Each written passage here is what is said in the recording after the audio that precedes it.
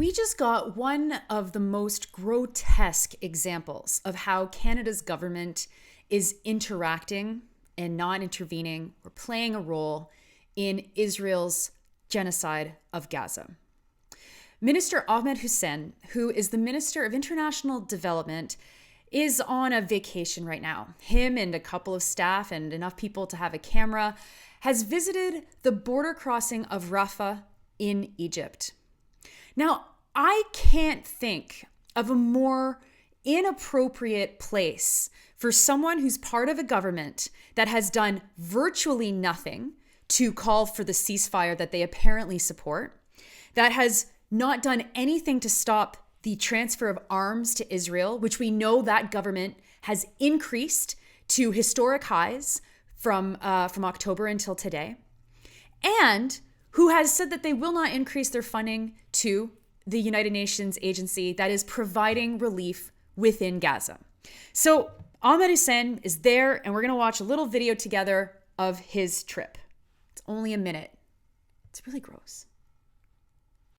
So I'm joining you today from the border crossing between Egypt and the Gaza Strip, and behind these gates is the city of Rafah. Now, Rafah normally has 280,000 Palestinian civilians, but normally, from my meeting with humanitarian workers who just crossed over from Gaza to give me an update, Rafah now has 1.2 million civilians in a very densely populated area. And notice none of these folks are with UNRWA. They're all Red Crescent. Not having enough access to water, food, and medical supplies. This has to stop. We need an immediate ceasefire, more aid to go through these gates. We need more support for humanitarian workers and healthcare workers. And we need a long-term solution to solve this conflict. The civilians on that side of the border are paying a huge price in terms of not having access to much-needed aid. Oh, the Canadian flag there is just so beautiful. Look at that. They're paying a huge price. These folks are paying a huge price. What? Did you catch how many times he mentioned Israel in that clip? 0. He is literally standing at the place where everyone in Gaza who wants to leave, to get out of harm's way, who wants to flee Israel's bombs, he's standing right there and is like, oh, I'm right here at the border crossing. Oh, I'm right up against a genocide. Oh, this is like, so interesting, and Canada's so concerned, and here we are, we're gonna, we care about this, and we're gonna help aid agencies, even though they've literally cut extra funding to UNRWA and have mused about whether or not UNRWA should be funded at all, and of course opened the door to Pierre Poilievre saying that UNRWA is an agency staffed by terrorists. Like, it is so disgusting. Like, since he has been there, Israel has continued its bombardment campaign against Gaza. We are approaching 30,000 people dead officially, and likely far more unofficially. And Canada has a cabinet minister who is at the gates that are locked, that will not let people out unless they pay huge sums of money. And even then, you have to be on a list to be able to get out. And so people are absolutely desperate in Rafah. I hear from a friend of mine whose family is all trapped there, what they are living in, what they're living through. These folks are from Gaza City. They were forced to flee Gaza City. They fled to Khan Yunis. They had to flee Khan Yunis, and now they're in Rafah, and they're living in a room with 14 other people. And they're lucky that they have a room because they're staying with someone they know. They're not part of the people living in tents. So Canada sends its Minister of International Development, which is also weird because it's not the Minister of Foreign Affairs, alone apparently. I don't know if he's on a mission with other people, to film himself in front of the gates to genocide. I mean, do I have this right? I know that the Liberals are flailing and that they don't have the most sophisticated communications people because they're all leaving to Ontario because they know that Bonnie Crombie is going to be the next Premier of Ontario. But who thought that was a good idea?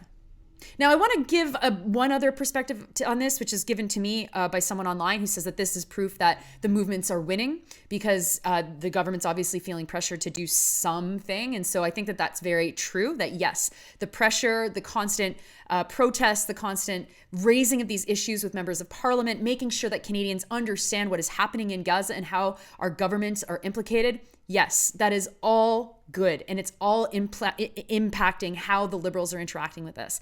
And the liberals know that they are in the wrong here. They know that this is going to cost them votes. And the only thing they're banking on is that they know that the conservatives are even worse. Recall that Stephen Harper had just taken his picture with Netanyahu in the last week, shaking hands and, just doing full-on genocide supporting. I mean, of all the people in Canada who we would not be surprised doing this, of course, Stephen Harper is at the top of that list. But this is big politics for the Liberals because, the Liberals are starting to get a lot of heat from this, from their positions in lack of action and support, their full support for Israel. Today, the National Council of Canadian Muslims announced that Liberal politicians are not welcome in mosques all across the country until they start doing concrete things rather than just saying, we support a ceasefire. It's like, I don't know, Hussen, you literally just filmed the trucks that cannot get into Rafah. The trucks that cannot get into Rafah to give people the humanitarian aid that they need. You are there and your hands are so covered in blood and you don't even know because you filmed this bullshit video trying to, I'm not sure, hide the fact that you guys are so involved.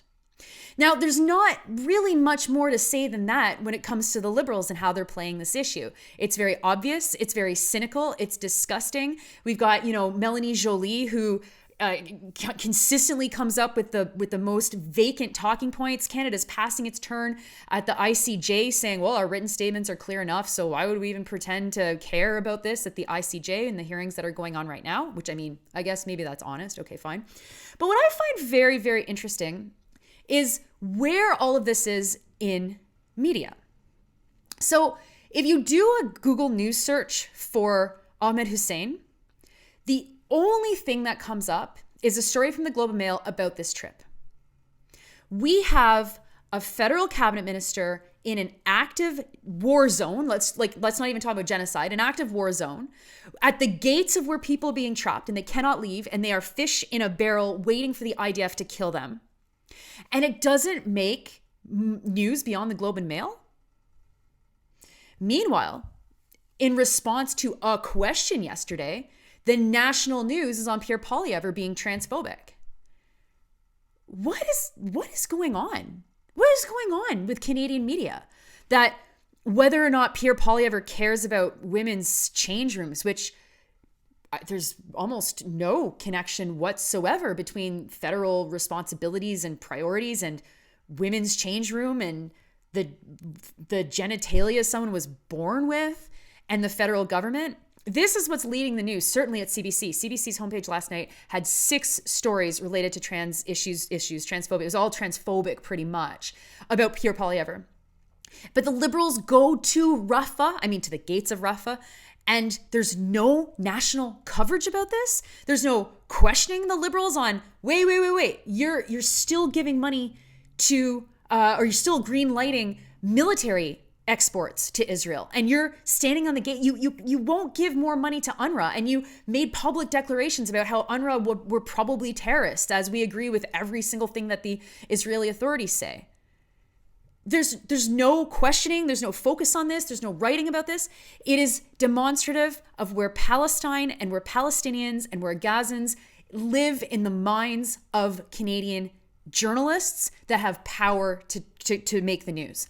There's a whole tier of journalists who do not have power to make the news. They are told what to write by and large, and they write what they write. But the tier of journalists, the editors, the managers, the owners who do not want us talking about Palestine have managed to even erase it when our federal cabinet ministers are there. That is stunning. And that's not actually how it's supposed to be. It wouldn't have been like that in Canada 25 years ago. We would have had more sophisticated international reporting. But with all of the downsizing of international bureaus, with the absolute incapacity of Canadian media outlets to do anything else than what Foreign Affairs says for them to do, this is what we're left with. And so Canadians will get our news from Al Jazeera, we'll get our news from local media in Palestine that is then translated to the rest of the world. We'll get our news from the Times of Israel and Haaretz. We might get our news from American or British sources, but Canadian sources, the best we can expect is maybe wire copy from the Canadian press. In this case, the best we can expect is the Globe and Mail, which is, of course, a newspaper that actually still does have foreign bureaus. It's a disaster, folks. And the distractions, the culture wars bullshit that journalists, that media are pushing onto Canadians as if we actually care about these issues in the way that they think we should care about them, while the issues that we are constantly expressing that we absolutely do care about are nowhere in national coverage. It's a disaster. It's a total fucking disaster. And I don't know. It's not like it's going to take anything. It's just going to get worse, and it's just going to get worse. And then the best that we'll have are, stuff like this, or folks like at the Breach or at the Maple, who are the very few outlets in this country that seem to be allowed to talk about Palestine and to talk about Gaza.